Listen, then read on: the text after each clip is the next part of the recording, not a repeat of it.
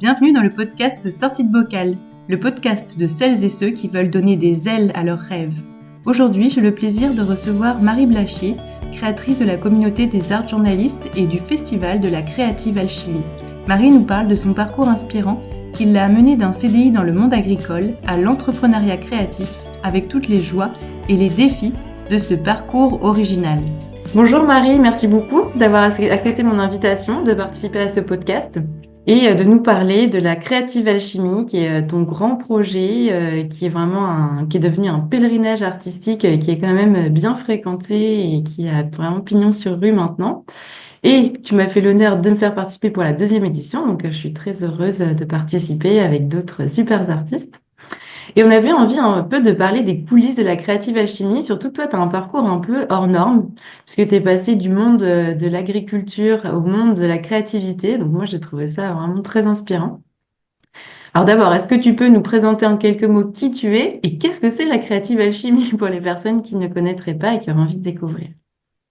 Oui, bonjour Emeline, bonjour tout le monde. Je m'appelle Marie, je vis dans un petit village dans le sud de la France. Et effectivement, j'ai un parcours un peu atypique, mais en fin de compte, je m'aperçois de plus en plus qu'il y a des personnes comme ça qui ont des parcours atypiques, en tout cas qui osent se lancer. J'ai toujours été un peu créative, fait du bricolage comme on disait à l'époque. Je prenais plein de petites choses et puis je les assemblais, je mettais de la couleur dessus.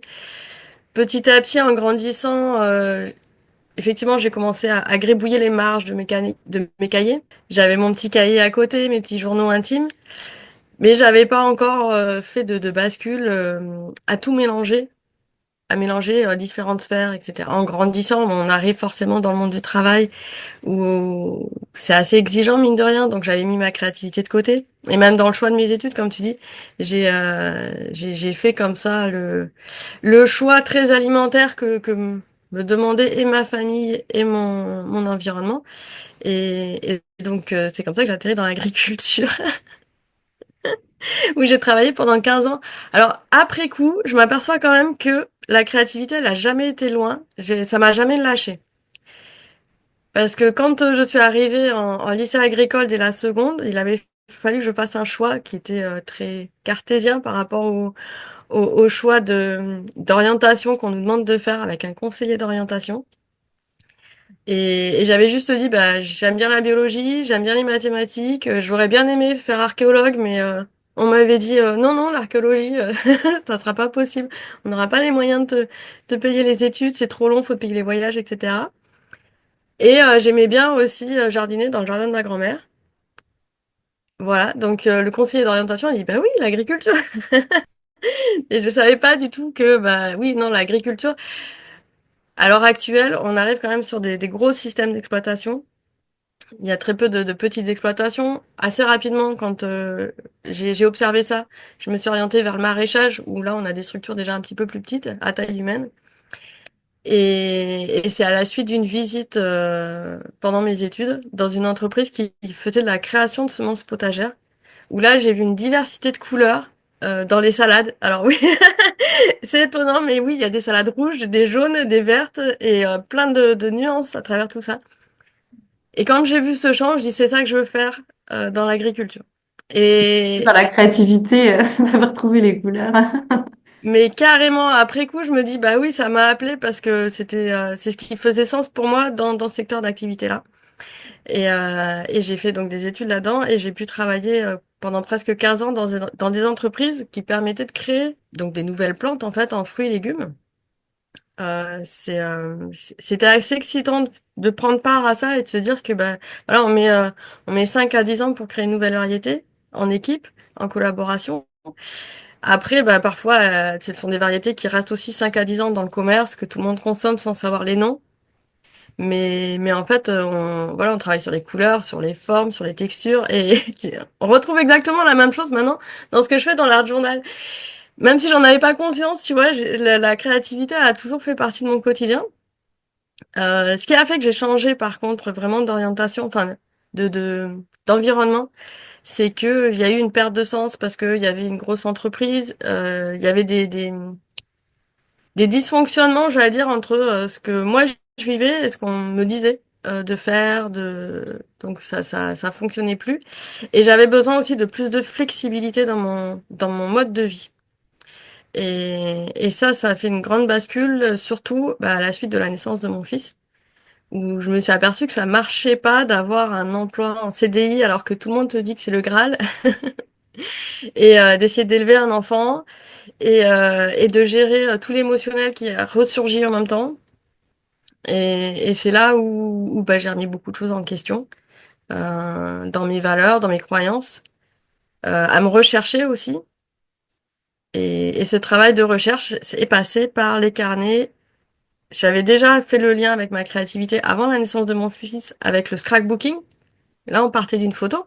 Le thème, il est un peu imposé, puis on essaye de faire joli, on essaie de raconter une histoire autour de la photo.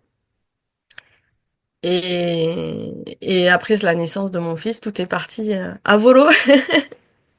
Et c'est là où j'ai découvert l'art journal. Il y avait plus de thème imposé, ça partait de moi. Et là, ça a été un espace de liberté, d'expression, de retour en fait à moi-même. Et alors, du coup, la Creative Alchemy, c'est arrivé comment? Enfin, comment t'es venue l'idée et à quoi ça ressemble en fait? Qu'est-ce que c'est?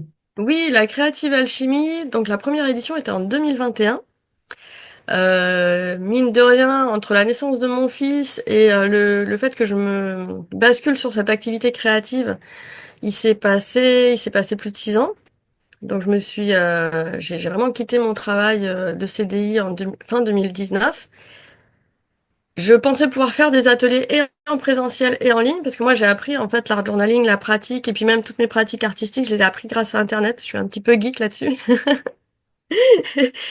Et, et donc j'avais envie de transmettre et par Internet et aussi en présentiel. Bon bah 2020, on sait ce qui s'est passé. Ça m'a coupé l'herbe sous le pied pour le développement en présentiel de l'activité. Et qu'à cela ne tienne, j'ai pu participer aux premiers événements en ligne autour de... Alors au départ c'était sur le bullet journal avec Audrey de Ma Cohérence qui m'a proposé l'opportunité de faire un atelier sur son festival. La formule m'a beaucoup plu, m'a beaucoup parlé et j'adore moi la façon de pouvoir au même endroit trouver plein de sources d'inspiration, plein d'univers différents et de venir picorer tout ce qui me parle et de l'intégrer.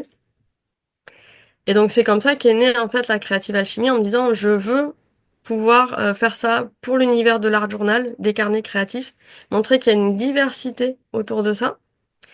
Sachant que moi j'avais découvert l'art journal aussi avec un programme en ligne anglais où il y a effectivement beaucoup d'intervenants qui viennent sur l'année. Et là je me suis dit bon je vais d'abord essayer en formule festival en 2021 et ça a marché tout de suite. Donc, il y avait Anne-Marie Jobin que tu as interviewé la semaine dernière, qui était venue à cette première édition de la Creative Alchemy. Ça a été un sacré challenge organisé, mais beaucoup de bonheur, beaucoup d'émotions. C'était très, très, très intense et donc, voilà, depuis, je me suis pas arrêtée. J'ai proposé année après année, donc l'édition au mois de janvier. Et là, pour 2025, on change un petit peu de formule.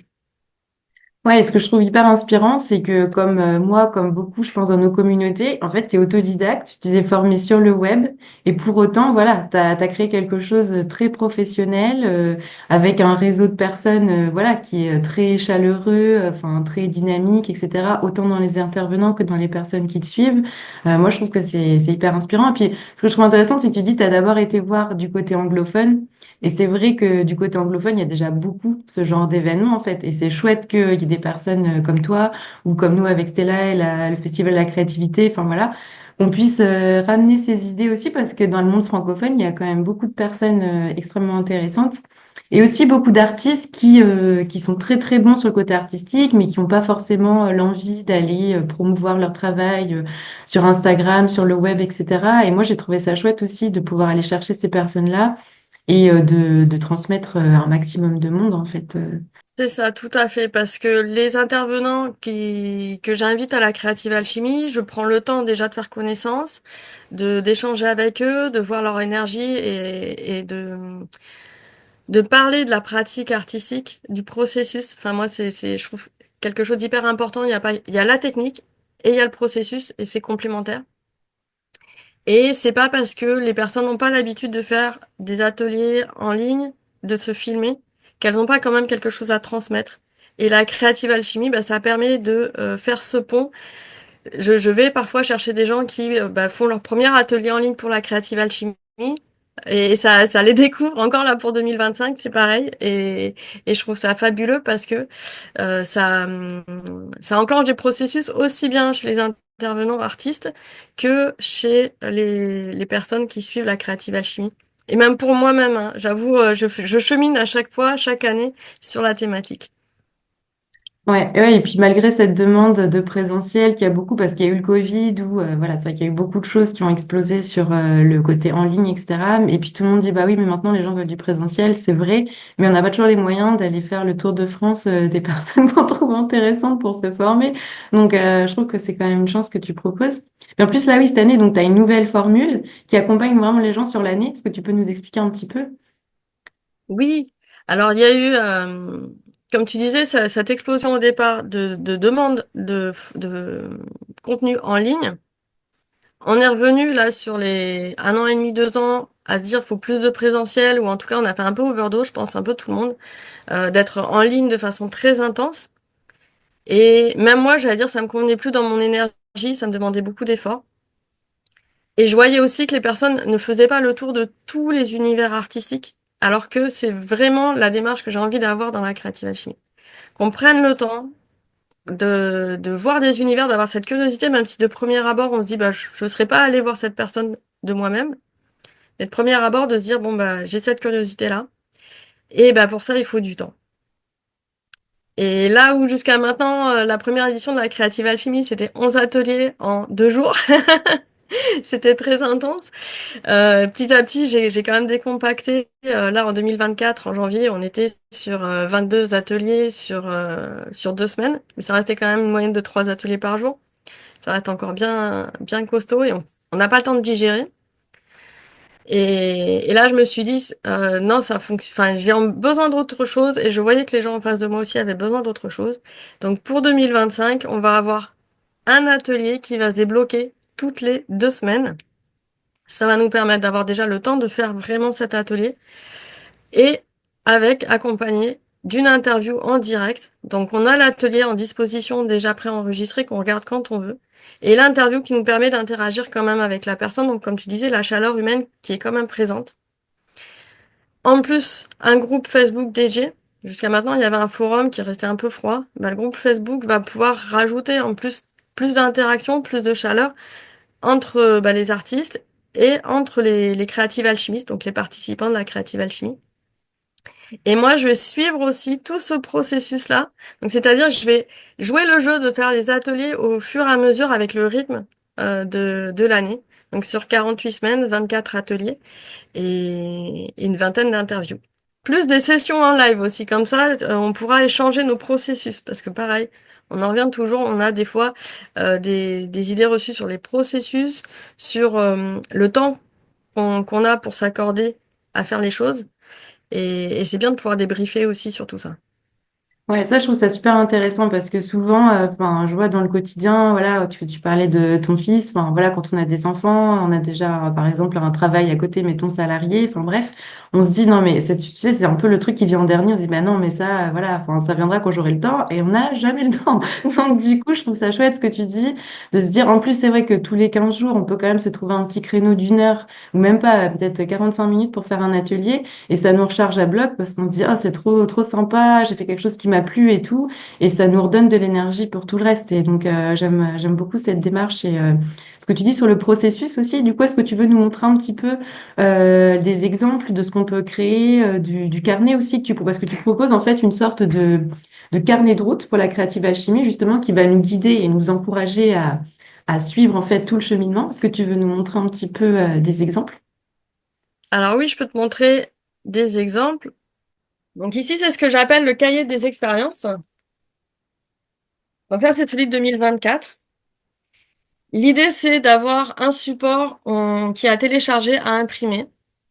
Et dedans, on va pouvoir retrouver tout le cursus, le circuit de la Creative Alchemy, avec le récapitulatif ici de l'expérience de l'atelier, des endroits pour prendre des notes.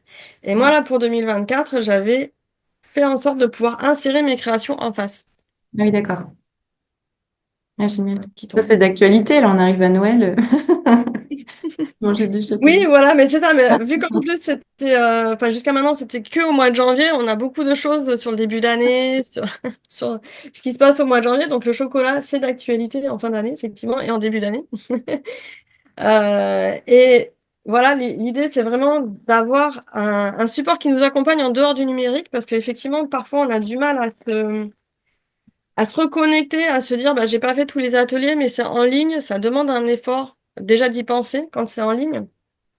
Mais d'avoir un support qui reste sur la table de son bureau et de le voir et de dire, ah bah oui, j'ai encore ça à faire, eh bien, ça permet de plus facilement repasser à l'action, de voir aussi sa progression. Parce que parfois, on a l'impression de ne pas progresser dans sa création, Ouais, tout à fait. Mm. dans son cursus. Et là, ça permet de conserver le fil des choses, en fait. Et de facilement dire, ah bah tiens, j'ai tel atelier qui me parle, je peux le refaire. Et là, ça m'a permis aussi de faire un support où je pouvais intégrer les bonus des intervenants. Ah oui, Voilà. d'accord. Donc, il y a des pages bonus qui sont en plus dedans. Alors, j'ai pas pris des notes partout, hein, mais voilà, il y a des petites choses. Ah oui, génial. Je sais pas si enfin, je vais peut-être pas tout montrer. Voilà, des processus qui vont se faire. Alors, font pas toujours des notes, mais j'invite en tout cas les personnes à le faire. Et fin du parcours, à la fin du parcours, on se retrouve avec enfin, quelques bonus, quelques extras, comme ici. Et il y a une invitation pour faire le point sur ce qu'on a vécu. Ça, c'est hyper important, ouais. Les petites pépites qu'on a pu récolter. Et c'est vraiment fait pour s'accompagner et observer son cheminement, sa progression, ses changements de pensée, ou voire même de savoir ce qu'on a renforcé ou pas en cours d'année. Donc cette année, on a la chance d'avoir Florence Boyaval avec nous dans la Creative Alchimie, qui est aussi artiste relieuse, et elle Mhm. a proposé un art journal spécifique pour la Creative Alchimie. Donc là, les précommandes sont terminées, je suis désolée. Mhm. Mais il y a un support comme ça, spécifique avec des pochettes, avec le nouveau cahier des expériences, le secret de l'artiste et la thématique 2025. D'accord. Et donc, ce qui est intéressant aussi, c'est que donc on voit que c'est des ateliers qui sont accessibles à tous, quelles que soient nos connaissances ou enfin nos voilà nos compétences artistiques préalables. Mais peut-être que tu peux nous montrer d'autres carnets parce que en même temps, les personnes qui interviennent sont vraiment des personnes qui ont un vrai engagement dans la créativité de manière professionnelle. Toi, tu proposes aussi des ateliers. Est-ce que tu veux nous montrer un petit peu d'autres carnets? Parce que je trouve que c'est hyper inspirant de voir ce que tu fais aussi par ailleurs. Et les carnets vont avoir plein de formes différentes. Ici, je suis sur un format A5. Parfois, c'est même des supports que je crée moi-même avec des papiers recyclés. Là, cet art journal-là, je l'ai fait l'été dernier. C'était un challenge de faire un carnet en 2 mois, pendant lequel, sur ces 2 mois, j'ai appelé ça l'été déjanté. On créait les pages avec le jeu de l'âme. C'est-à-dire que c'est un jeu que j'ai créé qui permet de tirer au sort des consignes artistiques. Et bah, l'idée, ça a été de faire des processus différents avec ce jeu pour créer des pages de carnet avec tout ce qu'on a à disposition. Donc là, par exemple, j'ai un mouchoir en fond, il y a des tampons. Des fois, c'est juste des traits de crayon et ça peut être très abstrait aussi. Mhm. Voilà, des tampons, des pochoirs, enfin, tout ce qu'on a à disposition, des crayons. On peut créer des petites pochettes aussi, donc on ne s'empêche pas de créer du volume dans son carnet. Ah oui, avec du papier que tu as récupéré là, du coup. Voilà, là, c'est du papier d'emballage de commerce. Donc tout est... je conserve plein de choses du quotidien, en fait. Oui, c'est comme aussi un peu un journal intime, mais sans beaucoup d'écriture, juste un peu qu'est-ce que tu vis chaque jour aussi, non? Voilà, c'est ça. Il y a beaucoup de spontanéité dans ce qui vient, dans ce qu'on écrit. Et bah, souvent, l'humeur du jour, moi, je considère qu'elle ressort aussi bien par les mots que par les couleurs. D'accord. Et la forme des traits qu'on va faire, en général, quand on est stressé, on va avoir tendance à avoir quelque chose d'assez crispé. Alors que Oui. quand on est plus zen, on est plus relâché, c'est plus souple. Ok. Et graphiquement, enfin, on apprend à se connaître et graphiquement, on le sait après si on avait été stressé ou pas quand on a fait sa création. Hmm.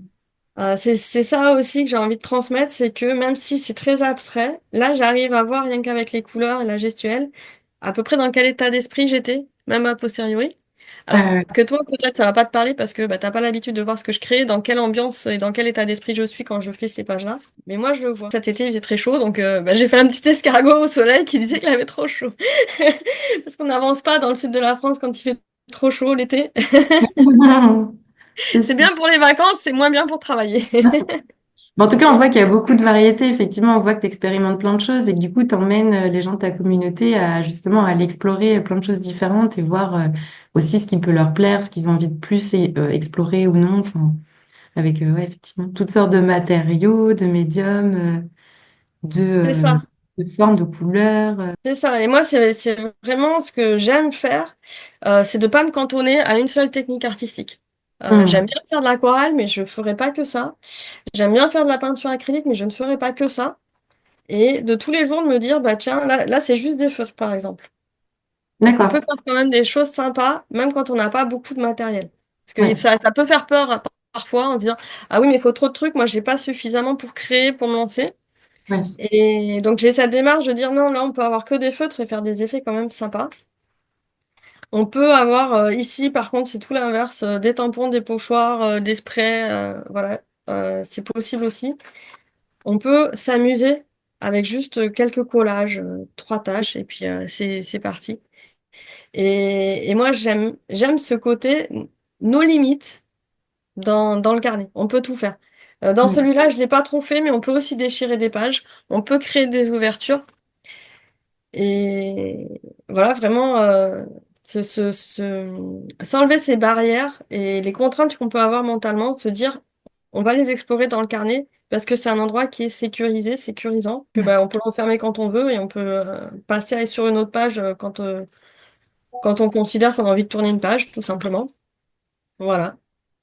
Ah, super. Ouais, puis ce que tu disais, c'est que tu retrouves aussi ce plaisir d'explorer sans limite, etc. Moi, ce que je trouve assez extraordinaire avec les artistes, et puis du coup, je le vois avec mes enfants, c'est que voilà, ils ont une idée, clac, ils se mettent, nous, on a une table créative, ils se mettent à la table créative, et hop, c'est parti, ils se posent pas 36 questions, quoi, ils y vont. Et je trouve ça vraiment chouette de retrouver ça, quoi. Ah oui, mais c'est ça, c'est retrouver cette spontanéité, cette joie de créer, de pas tout, enfin, c'est pour ça que je parle de processus différents. C'est que parfois, on va avoir cette spontanéité enfantine, où on va se mettre à créer sans arrière-pensée, et puis paf, paf, paf, on met sans vraiment réfléchir de façon très intuitive. Et parfois, il y a des pages où je les construis davantage, où je vais les avoir réfléchies, et c'est OK de mélanger les deux dans un même support. Ou parfois, j'ai aussi plusieurs supports en parallèle pour avoir des formats différents et des types de Mm. pages différents. Et, et puis bah voilà, c'est OK de commencer un autre carnet sans qu'il y en ait un qui soit fini. C'est Mm. OK de des fois d'avoir là réfléchi à ce que je voulais mettre en choisissant d'abord mes éléments et en faisant les tâches après. Et Mm. parfois c'est l'inverse. Et parfois j'ai des pages pas finies. Et voilà, c'est OK. Mm. Ah, puis de garder le plaisir de créer, même quand tu dis, même quand tu crées quelque chose de très réfléchi, très structuré, de garder vraiment quand même ce plaisir joyeux de créer quelque chose, quoi. C'est jamais scolaire, quoi.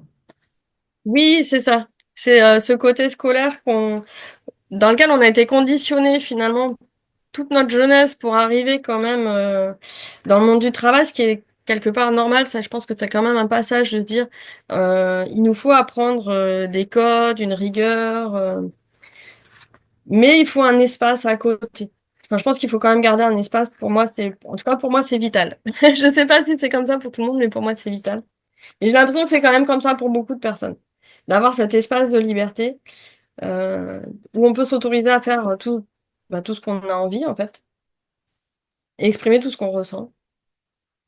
Bah, c'est intéressant ce que tu dis sur la structure parce que tu vois, moi je me souviens quand j'ai fait en ligne justement une manade, donc une prépa appliquée.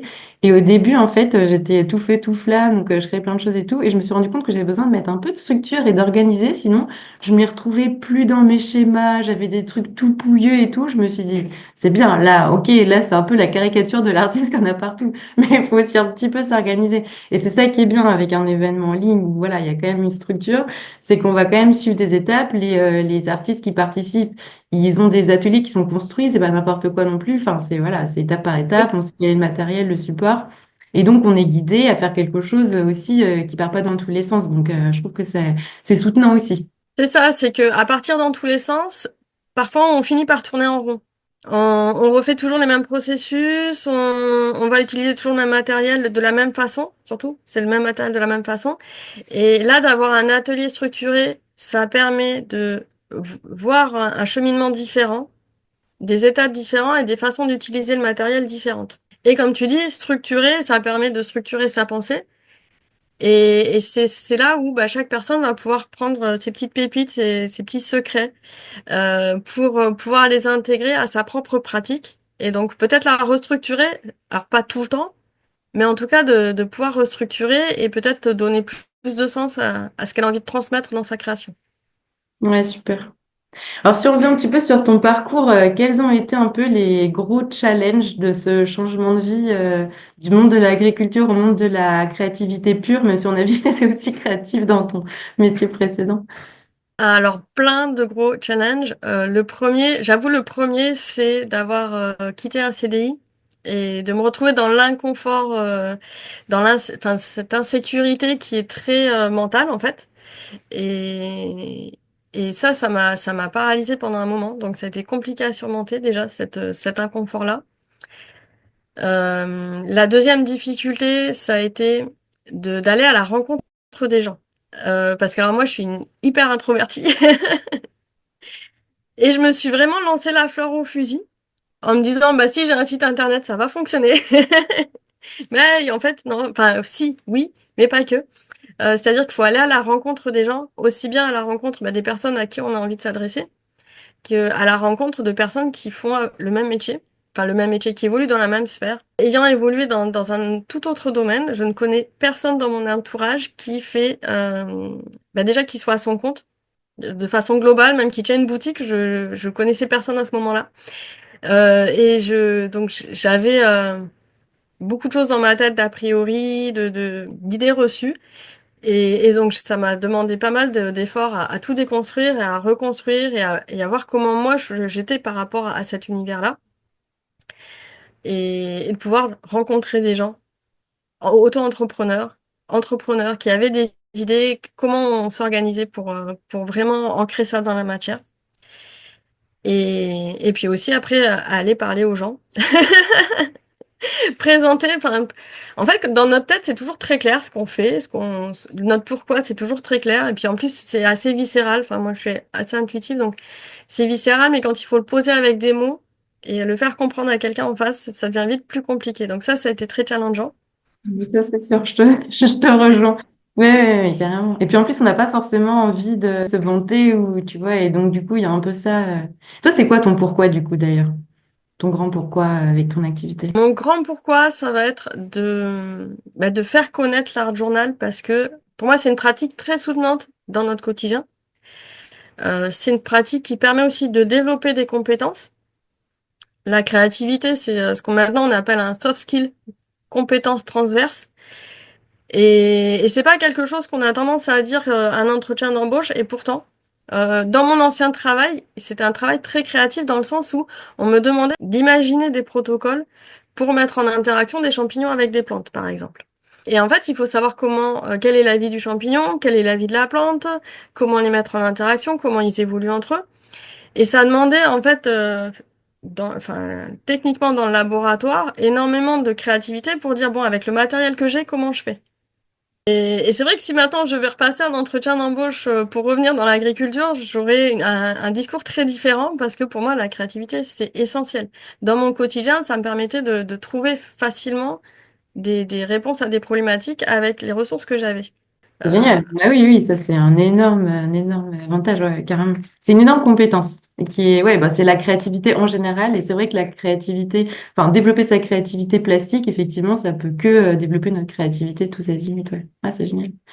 c'est ça. C'est dans mon art journal, bah, parfois, enfin maintenant de plus en plus, j'utilise des cartes de fidélité pour faire des aplats de couleurs. Parfois, j'utilise mon pinceau différemment parce que il va me permettre de faire des projections avec un autre pinceau. Et c'est une façon d'aborder notre environnement différente, d'utiliser quand même ce qu'on a à notre disposition, mais différemment, et ça permet de répondre à plein de problématiques et de se dire on n'est pas bloqué, c'est juste que là, il faut réfléchir et peut-être se réfléchir autrement, prendre un pas sur le côté. Oser sortir du cadre et imaginer quelque chose de complètement nouveau avec, comme tu disais, ce qu'on a à disposition, quoi. Mon grand pourquoi, c'est faites-le, osez, et vous verrez que ça change le quotidien. Ça donne, ça dépoussière un peu le regard qu'on a sur ce qu'on vit et de pas avoir à tout changer forcément dans son quotidien, mais d'amener des petites touches comme ça. Donc, le challenge d'aller parler de ce que tu fais, d'aller un peu te vendre, hein, quand même aussi, ouais, aller à la rencontre des gens. Bah, c'est passé au tout début par la création de la communauté des arts journalistes, alors qui avait un petit peu changé de nom depuis, mais enfin, maintenant c'est les arts journalistes. Et ce qui m'a vraiment permis de passer le pas, c'est que je m'étais mis à l'époque de me dire tous les vendredis midi, tu fais un live pour expliquer une ou deux astuces sur Facebook. Donc c'était sur Facebook. Bon, je les conseille de retrouver ces lives-là parce que la qualité de la vidéo, ça a fait des bons depuis quand même. Mais c'était rigolo parce que bah, parfois j'avais 5-6 personnes en live et parfois j'avais personne, mais je savais que les gens allaient regarder en replay.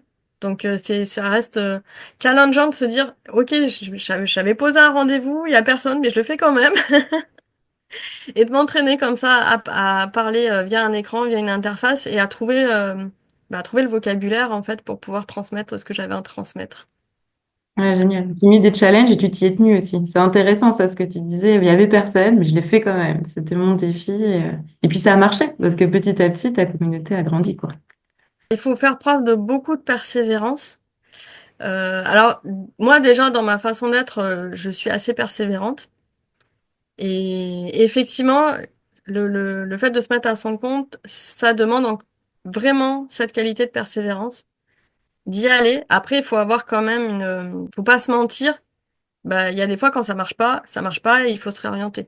Voilà. Faut pas Aussi, non ça plus faut se continuer à remettre en aller dans le question. mur. C'est sûr. Mm. Voilà. Mais en tout cas, oui, une dose de persévérance quand on sait que ça vaut le coup. Ça vaut le coup d'avoir cette persévérance et de voir et d'accepter ces petites victoires aussi du quotidien. Je pense que comme tout le monde, on a ce biais de voir tout en noir, ce biais de négativité. Moi, ça me revient plusieurs fois dans l'année, hein. J'ai beau être artiste et faire un métier que j'adore. J'ai quand même des périodes dans l'année où bah, je vois tout en noir parce que enfin, je suis comme ça et mon cerveau il fonctionne comme ça. Et de collecter mes petites victoires, de pouvoir revenir en arrière, de me dire non mais t'as déjà réussi à faire ça, t'as déjà réussi à faire ça. Regarde, ça c'est pas si mal que ça. Ça me permet de continuer à persévérer, à aller de l'avant. Et du coup, alors, quelles sont au contraire tes plus grandes joies ou tes plus grandes fiertés depuis que tu as commencé ton activité? Alors, ma plus grande fierté, bah, c'est la communauté des arts journalistes qui va bientôt dépasser les 3000 personnes sur Facebook. Donc, ouais, c'est une fierté parce que c'est des très belles rencontres. J'ai vu des personnes évoluer là sur les 5 dernières années dans leur pratique et ça, c'est vraiment une joie d'avoir pu voir des personnes évoluer à des niveaux. Des fois, je me dis, mais c'est même mieux que ce que je fais. Donc, pour dire, Ah, c'est c'est génial. ça a fait plaisir de voir que, ouais, enfin, ce que j'ai transmis, ça a permis de propulser comme ça des gens qui prennent plaisir. Donc ça, c'est une grande joie. Autre grande joie, j'ai rencontré, bah, niveau artiste, entrepreneur, des très très belles personnes. Et je pensais pas que ça serait un milieu aussi bienveillant, euh, à l'écoute, dans le partage. On a tendance à penser que les gens ils se tirent tout le temps dans les pattes. Et non, c'est pas du tout comme ça. Donc, c'est toujours une joie pour moi. Alors, ça me prend du temps, mais c'est une joie de contacter des nouvelles personnes, de reprendre contact avec les anciens artistes de la Creative Alchemy chaque année, de rééchanger parce qu'on prend toujours le temps, au moins pendant 1 heure, bah, voilà, de voir où on en est de notre pratique, de notre parcours, avant de se lancer dans un nouveau projet. Ouais, les rencontres humaines, c'est vraiment une joie immense, quoi. Ma deuxième grande joie, parce que j'en ai une deuxième, c'est la création du jeu de l'âme. Et je l'ai fait en collaboration avec les Creative Alchimistes parce que c'est tout un cheminement, c'était un process. C'était pas prémédité quand je me suis lancée dans les activités créatives comme ça. Et c'est à force de proposer des challenges à la communauté, en leur proposant des consignes artistiques à faire sur plusieurs jours, etc., où je me suis dit, mais pourquoi pas rendre ce processus autonome et que les gens puissent choisir elles-mêmes des cartes. Et donc ce jeu est sorti l'automne dernier, donc en fin 2023. Et j'en suis très fière. Et là, j'ai envie de continuer à développer ce jeu, à développer voilà, sa façon de pouvoir y jouer. Parce qu'en fait, il y a énormément de potentiel avec. Il y a des art thérapeutes qui l'ont intégré dans leur pratique. Je sais que ça peut parler aux écoles, en périscolaire, ça parle aussi beaucoup. Et donc, continuer à pouvoir en parler, à promouvoir ce jeu parce que il a énormément de potentiel. Par contre, ça reste compliqué pour moi de trouver les bons mots. Donc pareil, j'en suis toujours à trouver les bons mots pour expliquer comment ça marche. Et pour moi, la meilleure façon, c'est de faire tester. Et c'est de faire vivre l'expérience aux gens. Parce que parfois, on n'a pas les mots, mais quand on vit l'expérience, donc c'est toujours ramener les gens à cette curiosité de tester des nouvelles choses. Et c'est en testant des nouvelles choses, en faisant des nouvelles expériences, qu'on voit si ça fonctionne ou pas. Et avec le jeu de l'âme, c'est tout à fait ça. Et d'ailleurs, le jeu de l'âme, alors comment ça s'est passé? Tu as fait un financement participatif? Comment est-ce que tu as réussi à lancer ce jeu? Parce que ça demande quand même un certain investissement en temps, mais financier aussi. Alors, il s'est fait en deux étapes. Il s'est fait, donc j'avais l'idée, mais je m'étais dit, je sais pas comment ça va parler déjà à ma communauté et si ça va aller plus loin. Donc, j'ai fait une première idée très basique, un jeu qui était imprimé à télécharger, qui est toujours d'ailleurs disponible sur mon site de l'âme du féminin, qui reprenait les consignes telles quelles que j'avais proposées dans mes challenges. Il y a 150 cartes qui sont sur des pages à télécharger et à découper, et on peut les personnaliser. Et j'ai proposé avec ces cartes à télécharger trois vidéos, trois modules pour pouvoir les personnaliser et commencer à jouer avec, à trouver ses marques avec le jeu. Et j'ai vu que ça avait super bien marché. Les personnes avaient vraiment adhéré alors qu'il y avait quand même une préparation des cartes à faire en amont. Et j'avais des retours, des partages de gens sur la communauté qui jouaient à cette première version.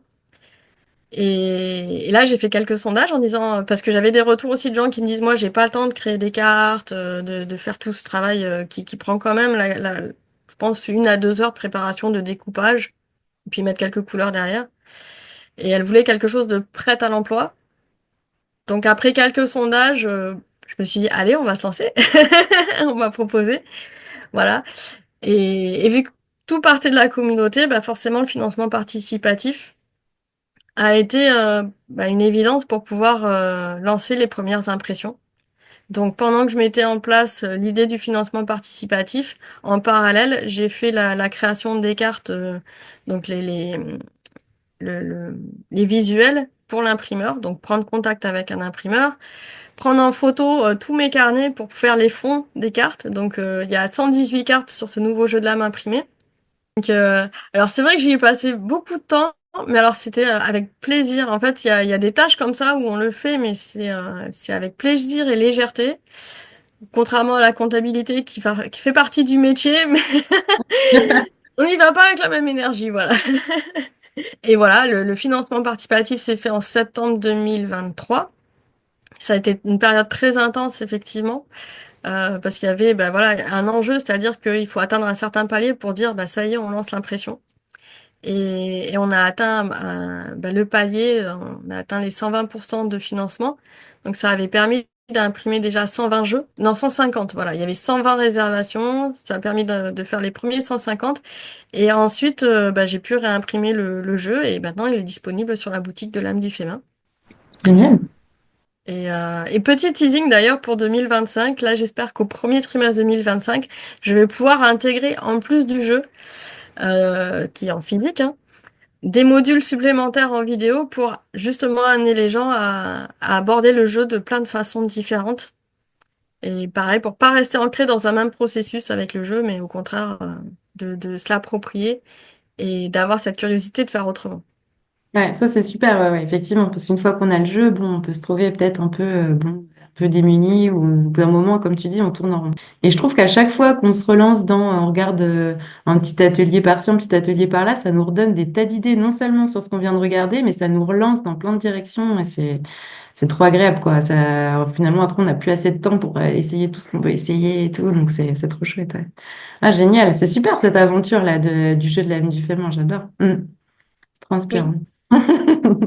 Ouais. Et puis ce qui est super sympa, c'est que tout est parti de la communauté, alors que justement, comme on disait au début, bah, on est sur quelque chose qui est en ligne. Puis en fait, voilà, c'est vraiment cette communauté humaine qui permet d'avancer sur des projets hyper sympas et hyper porteurs, avec une bonne ambiance, quoi. Et là, cette année, j'ai même proposé, parce qu'il y a eu des demandes cet été, de personnes qui voulaient des choses en présentiel. Moi, je suis pas encore dans l'énergie de me dire je vais partir partout en France pour faire des ateliers à droite à gauche. Par contre, bah, sur le groupe des arts journalistes, sur le groupe Facebook, j'ai proposé un post où les gens vont pouvoir mettre leur localisation géographique et si elles veulent, elles se mettent en relation entre elles. Donc il y a déjà des groupes qui se sont vus en présentiel comme ça pour jouer au jeu de l'âme ou faire des pages d'art journal tous les 15 jours ou une fois par mois. C'est super. Et voilà, de voir des gens et de pratiquer avec des personnes qui ont la même passion créative près de chez soi. Ah, ça, c'est une super idée. Ouais, une sorte de carte wiki des arts journalistes. C'est trop, trop bien. Ah, génial. Et alors, toi, comment est-ce que ça t'a fait évoluer toute cette aventure, tous ces challenges que tu t'es lancé? Qu'est-ce que tu dirais si justement, on disait tout à l'heure avec les carnets, on se voit un peu évoluer. Et du coup, si tu regardes la Marie de 2019, c'est ça, quand tu as commencé, et qui tu es aujourd'hui, voilà, comment est-ce que t'as changé en fait? J'ai changé. Alors, artistiquement, effectivement, j'ai élargi mon cadre. Voilà. Là où les premiers ateliers, mes premiers carnets, ça restait un peu scolaire, où je suivais vraiment les ateliers que je voyais étape par étape, etc. Maintenant, j'arrive à rajouter ma propre patte, ma propre touche artistique dans la proposition que je vais voir. Et c'est ça aussi que j'ai envie de transmettre là pour 2025 dans la Creative Alchemy, c'est on vous fait une proposition pas à pas, il n'y a pas de souci, mais n'hésitez pas à rajouter votre petite touche ou votre petit grain de sel à vous, quoi, ce qui fait que vous êtes vous dans votre création. Donc ça, artistiquement, ça a bien évolué. Je me lâche aussi il y a des fautes d'orthographe, il y a des tâches, il y a quelque chose que j'ai mal fait. J'ai encore de l'insatisfaction quand je crée dans mes carnets, mais je suis OK sur le fait d'être insatisfaite. Je me braque plus en disant je mets mon carnet, j'y arrive pas, je le mets de côté, je reviens plus dessus. Non, je suis insatisfaite, c'est OK, je laisse le temps couler. Et puis des fois, 3 mois après, je me dis bah dis donc, ton jugement était quand même très fort envers toi-même ou pas d'ailleurs. J'arrive à voir aussi, enfin j'ai un regard sur moi où bah, des fois je vois quand je suis dure avec moi-même ou pas. Dans mon jugement. Et donc, c'est même si c'est pas dans l'instant, j'ai appris à me connaître enfin, c'est vraiment ça en fait. J'ai appris à me connaître dans mon fonctionnement et ça, c'est précieux en fait. Donc, à travers ma créativité et aussi bah, à travers les autres aspects de ma vie. Et donc, de bah, plus facilement voir quand je suis trop fatiguée ou au contraire, quand j'ai besoin de recadrer les choses. Quand il y a des choses qui sont viscérales, je les accepte plus, mais j'arrive aussi à les cadrer. Parce qu'au départ, quand je me suis lancée dans l'entrepreneuriat, j'écoutais vraiment tout ce qui me venait, mais je partais dans tous les sens. Dans un monde idéal, ça serait génial de pouvoir suivre vraiment son inspiration et puis de passer du coq à l'âne. Dans le monde dans lequel on vit actuellement, il y a quand même besoin de structurer un peu. Et même moi, j'aime bien aussi avoir une certaine structure et des choses à suivre. Et donc voilà, j'arrive un peu plus à structurer tout ça et également accepter plus facilement la responsabilité de ce que je fais et des décisions que je prends. Quand j'étais salariée, mais pas que dans l'univers travail d'ailleurs, mais j'avais tendance à dire que bah, c'est les autres qui prennent les décisions, la vision de l'entreprise, c'était pas moi parce que bon, j'étais pas dans le cadre dirigeant et donc on se laisse un peu guider et on donne la responsabilité aux autres de ça. Et aussi dans la vie, hein, dans le quotidien familial. Finalement, tout est un peu en pilote automatique. Et ça, ça a été violent, par contre, pour moi, c'est de me dire, tu reprends les commandes, t'es plus en pilote automatique. Parce que si tu laisses en pilote automatique, tu vas droit au mur. Et de se redonner la responsabilité de ce qu'on fait, de où on va et de comment on le fait. Et que bah, des fois, enfin, tout ne réussit pas du premier coup. Et de dire, bah oui, là, sur le coup, c'est moi qui ai pris la décision, ça n'a pas fonctionné, mais c'est comme ça.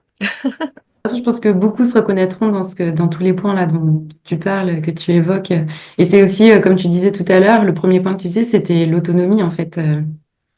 Se dire que ben voilà, on est des personnes autonomes, on peut faire nos choix, il y a des conséquences, mais c'est aussi la joie de pouvoir choisir effectivement sans partir forcément dans tous les sens, en suivant son flow, mais avec un peu de structure. Ouais, c'est riche, hein. Ça fait un super parcours personnel aussi, au-delà du côté artistique et puis professionnel. Ouais, c'est chouette. Et alors, est-ce que, bon, ça fait déjà beaucoup de choses pour notre audience, mais est-ce que tu aurais un dernier conseil pour les personnes notamment qui ont envie, comme toi, un peu de changer de vie ou de mettre plus d'artistique, en tout cas, dans leur vie? Est-ce que tu penses à quelque chose en plus de bon, tout ce que tu as déjà partagé, hein, qui est déjà très riche? Oui, alors, bah, 3 conseils. Le premier, oser. Il faut oser, personne va juger. J'allais dire, même s'ils jugent, en fait, on n'en a rien à faire du jugement des autres. Et le jugement le plus dur, c'est en général soi-même, envers soi-même. Mettre cette petite voix de jugement intérieur de côté et oser. On y va, on se fait plaisir. La deuxième, c'est s'entourer. Parce que là, on vient de dire qu'effectivement, il y avait cet aspect d'autonomie, de reprendre les commandes. On n'est pas tout seul. On n'est jamais tout seul. Et vraiment s'entourer, c'est important. Et moi, j'ai découvert en fait mon entourage pendant toute cette aventure. Et c'est vraiment précieux. Donc savoir qu'on est entouré et comprendre qu'on peut compter sur son entourage. Et c'est pas demander un service ou demander la lune. Voilà, s'entourer. Et enfin, pas faire comme moi. Moi, j'ai tout plaqué du jour au lendemain au niveau de mon CDI. Je dirais plutôt d'y aller par étapes, de construire son projet si vraiment on veut se lancer à son compte. Tout le monde n'est pas obligé non plus de vivre de sa créativité. On peut le faire à côté de son travail, c'est très bien. Et sur le coup, je dirais, si vous êtes bien comme ça, c'est continuer. Si vous avez envie de passer l'étape, allez-y progressivement. Et moi, ce que j'avais pas intégré, c'est qu'on pouvait avoir des premiers clients en ayant un travail à côté. Et de le faire comme ça en transition, peut-être plus douce. Et ça permet d'avoir plus de liberté pour tester des choses. Parce qu'au départ, il faut trouver ses marques. Voilà. Génial. Alors, du coup, si on veut participer à la Creative Alchimie, la billetterie est ouverte jusqu'au 31 décembre, c'est ça? Sur le site de la Creative Alchimie, pour une année de pèlerinage artistique avec tout ce dont tu as parlé, les ateliers tous les 15 jours, les interviews avec les créatifs, les lives, le groupe Facebook. Génial. Et le jeu de l'âme du fait main aussi. Il faut commander sur le site. C'est ça? C'est ça. Et puis on va te retrouver, Emeline, pour un atelier sur... J'étais en train de travailler hier, mais l'idée, ça va être en fait de pouvoir créer des cartes qu'on va pouvoir partager. Justement, ce que tu disais sur l'entourage, partager un peu de soi avec d'autres personnes autour de soi, des petites pépites quoi, de notre quotidien. Voilà. Voilà, donc des ateliers qui sont en cours de production, mais vous pouvez déjà commencer l'aventure et vous préparer pour 2025. Ça Mm. commence à partir du 6 janvier 2025. Et vous pouvez l'offrir aussi à vos proches parce qu'il y a des bons cadeaux.